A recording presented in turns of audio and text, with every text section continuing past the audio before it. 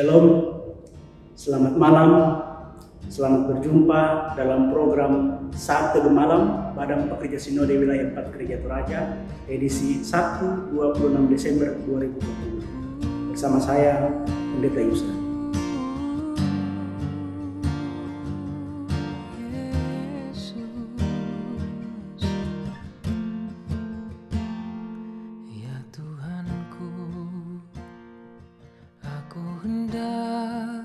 Bernyanyi bagimu selama aku hidup, ya Allahku. Aku hendak bermazmur bagimu selagi ku ada.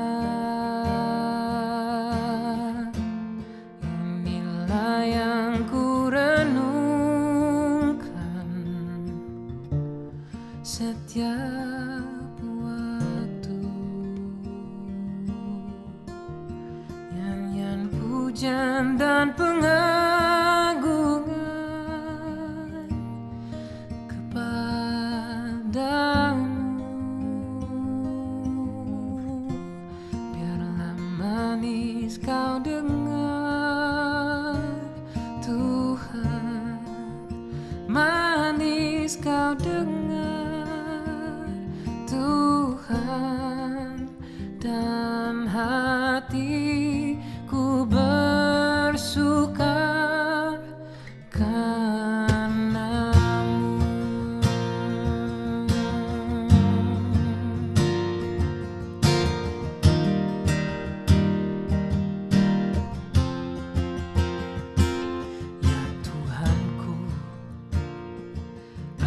Hendak bernyanyi bagimu selama aku hidup, ya Allahku. Aku hendak bermazmur bagimu selagi ku ada.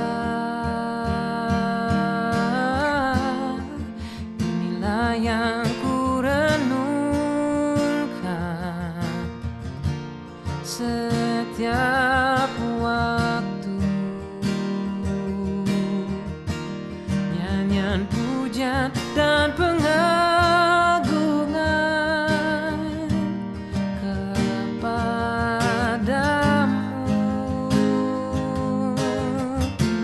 Biarlah manis kau dengar,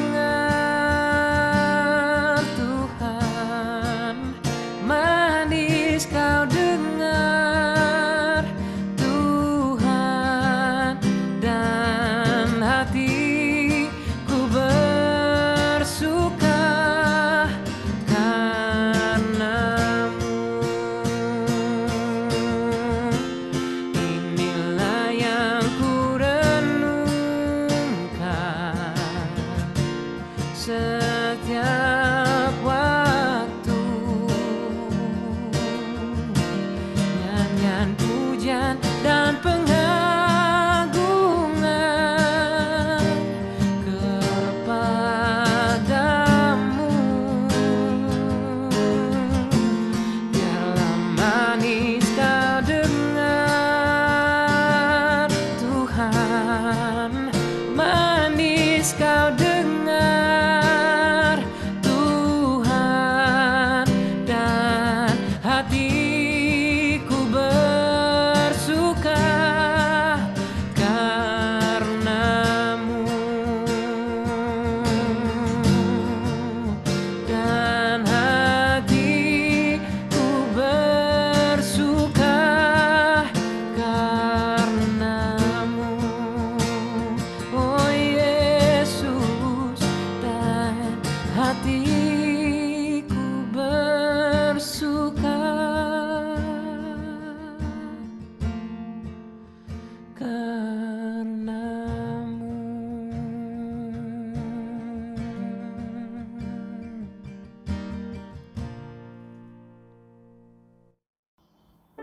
kita akan bersama-sama mendengarkan firman Tuhan.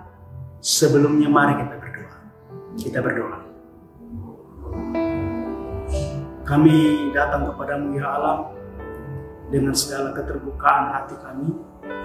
Datang di hadapanmu, di bawah kakimu, mau mendengarkan firman. Buka hati dan pikiran kami dengan kuasa Roh Kudus-Mu ya Tuhan, dan berkuasalah bagi kami melalui firman-Mu untuk membentuk kehidupan kami seturut dengan kehendak Allah. Terlebih lagi senantiasa menguatkan iman percaya kami dalam kami menjalani kehidupan hidup ini. Bersabdalah Tuhan, kami siap mendengar. Dalam nama Tuhan Yesus kami berdoa. Amin. Pembacaan kita dari kitab Roma pasal yang ke-16, ayatnya yang ke-25 sampai 27. Demikian firman Tuhan. Bagi Dia yang berkuasa menguatkan kamu, menurut Injil yang kumasyurkan dan pemberitaan tentang Yesus Kristus, sesuai dengan pernyataan rahasia yang didiamkan berabad-abad lamanya, tetapi yang sekarang telah dinyatakan, dan yang menurut perintah Allah yang abadi telah diberitakan oleh kitab-kitab para nabi kepada segala bangsa untuk membimbing mereka kepada ketaatan iman. Bagi Dia satu-satunya Allah yang penuh hikmat, oleh Yesus Kristus, segala kemuliaan sampai selama-lamanya. Amin. Saudara-saudara yang terkasih di dalam Tuhan, saya mengingat ada satu judul lagu dari satu band anak muda yang menurut penciptanya ini dia terinspirasi dari kisah nyata seorang temannya. Temannya ingin putus dengan pacarnya, tetapi tidak seperti kebanyakan kisah cinta lainnya yang selalu berakhir dengan duka, berakhir dengan kesedihan. Kedua pasangan ini ingin mengakhiri hubungan mereka dengan indah, yang pergi sama-sama bahagia. Dari grup band Jikustik dengan judul lagu Akhiri dengan Indah. Nah, apa hubungannya dengan bacaan kita pada saat ini? Bacaan kita pada saat ini sebuah atau satu bagian akhir dari sebuah perjalanan Rasul Paulus dalam menginjili jemaat Tuhan di Roma. Dapat juga dikatakan bahwa bagian ini adalah kesimpulan atas Injil yang telah Paulus beritakan. Bagi Paulus, berita Injil merupakan satu rahasia yang tersimpan sudah berabad-abad lamanya, lalu kemudian dinyatakan Allah kepada orang percaya. Nah, menjadi pertanyaan kemudian, mengapa rahasia yang telah dinyatakan sejak dahulu kala baru kemudian dinyatakan pada masa Kristus? Dan hal itu pun juga baru dimengerti oleh kebanyakan murid setelah Kristus naik ke surga. Dan mungkin saja sampai hari ini masih ada orang percaya yang mengaku percaya tapi tidak mengetahui rahasia manakah yang telah diungkapkan oleh Allah, tidak mengenali rahasia manakah yang telah disingkapkan oleh Allah. Nah, mengapa rahasia itu baru disingkapkan? Dalam pandangan Paulus, Bapak Ibu Saudara-saudara, itu adalah sebuah kedaulatan Allah yang tertinggi. Allah punya waktu untuk mengungkapkan rahasianya sendiri. Dan kita tahu siapa Paulus sebelumnya. Dia adalah orang yang begitu membenci murid-murid Tuhan Yesus. Bahkan dia sendiri meminta surat izin untuk mempersekusi, untuk memburu murid-murid Kristus. Nah, perjumpaan dengan Kristus membuat dia melihat kasih karunia Allah yang membuat dia beroleh pembenaran dari Allah. Ia menyadari bahwa dosanya tidak dapat membuat manusia berjumpa dengan Allah. Dia menyadari bahwa dosa manusia yang begitu kelam membuat manusia jauh dari Allah, dan hanya melalui pembenaran karena iman manusia dikuduskan dan dapat berjumpa dengan Allah. Lalu apa yang kemudian menjadi kesimpulan utama Paulus atas pemberitaan Injil dalam mengakhiri perkabaran Injil yang ketiga ini dalam perjalanannya? Ada 3 hal. Yang pertama, kalau kita memperhatikan ayat yang ke-25, Yesus Kristuslah yang menguatkan. Sekalipun para rasul yang memberitakan Injil kemana-mana, namun bukanlah mereka yang menjadi pusat pemberitaan Injil, melainkan Kristus sendiri. Paulus dalam bacaan kita menurut terjemahan English Standard Version menyebutnya my gospel. Sekalipun Paulus menyebutnya Injil, tetapi dalam pemberitaan itu bukanlah ia menjadi pusat utama, tetapi Kristuslah yang menjadi pusat pemberitaan. Tujuan Injil adalah untuk memberitakan tentang Yesus Kristus yang lahir, mati, dan bangkit, dan akan datang kembali. Para murid dan para rasul sendiri menyadari bahwa mereka dapat dikuatkan dalam berbagai tekanan dalam pemberitaan Injil bukan karena kuat mereka sendiri. Paulus juga merasa dia orang yang lemah, namun dalam kelemahan itu ia menerima dan melihat kasih karunia Allah yang begitu besar kepada dirinya. Dan oleh karena kasih karunia itulah yang membuat ia semakin teguh, semakin kuat, hatinya semakin kuat menghadapi tekanan. Hati yang tertuju kepada Kristus yang membuat dia mampu menyelesaikan tugas pekabaran Injil.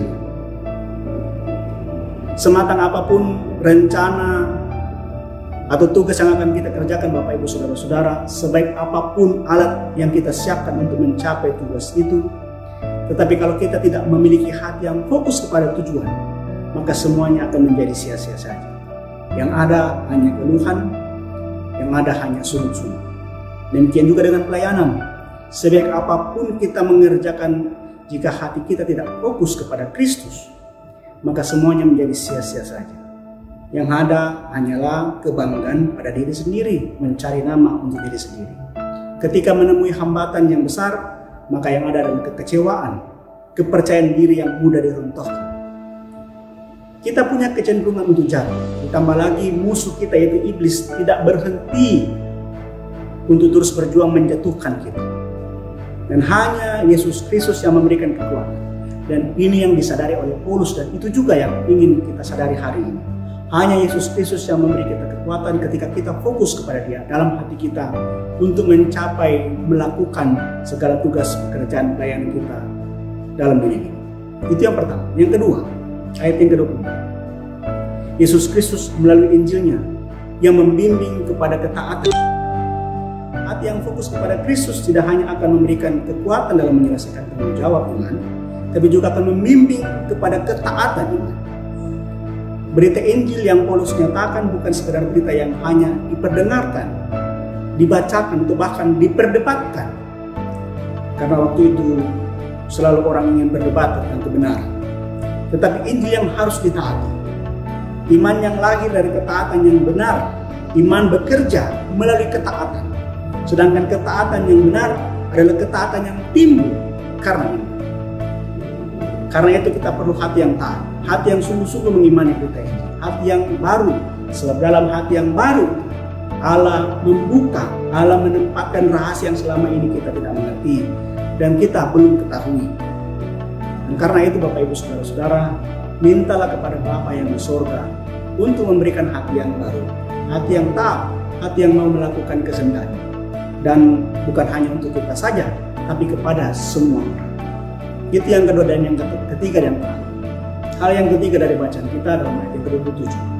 Yesus Kristus adalah Allah yang penuh hikmat.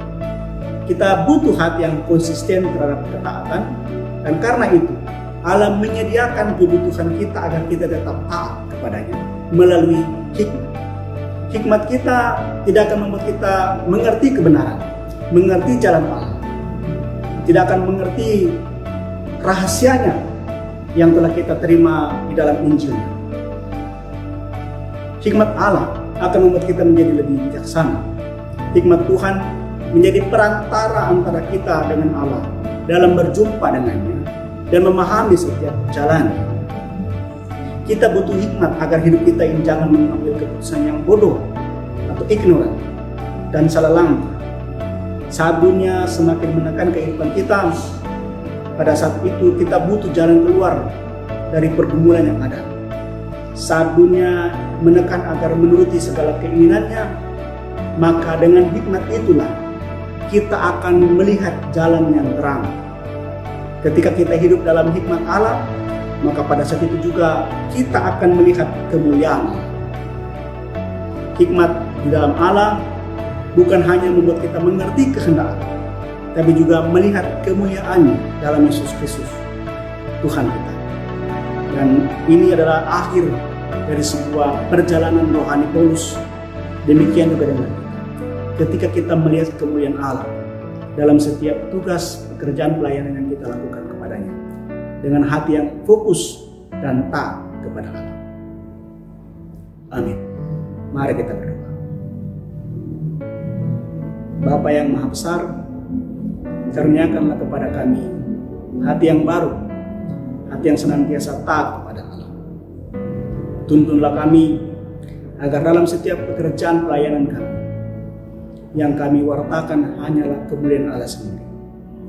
Jauhkanlah diri kami, hati kami, dari kepentingan untuk mencari nama di dalam setiap tugas-tugas, pekerjaan, atau bahkan pelayanan yang kami angkat di hadapan Allah.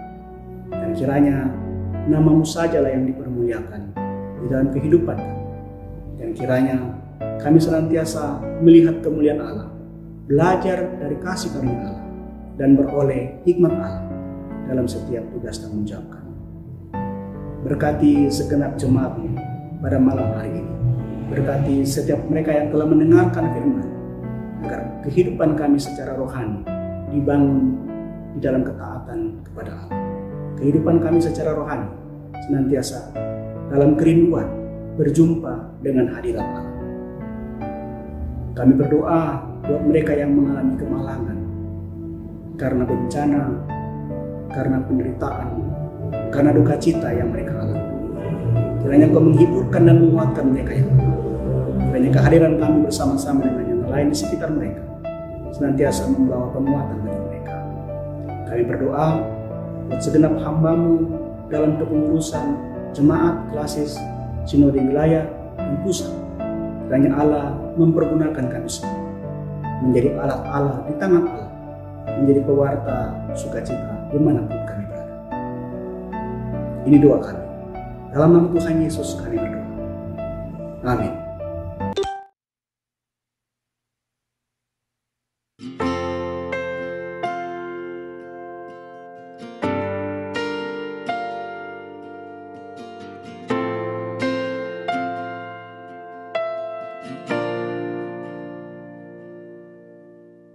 Berikan ku hati seperti hati-Mu yang penuh dengan belas kasihan.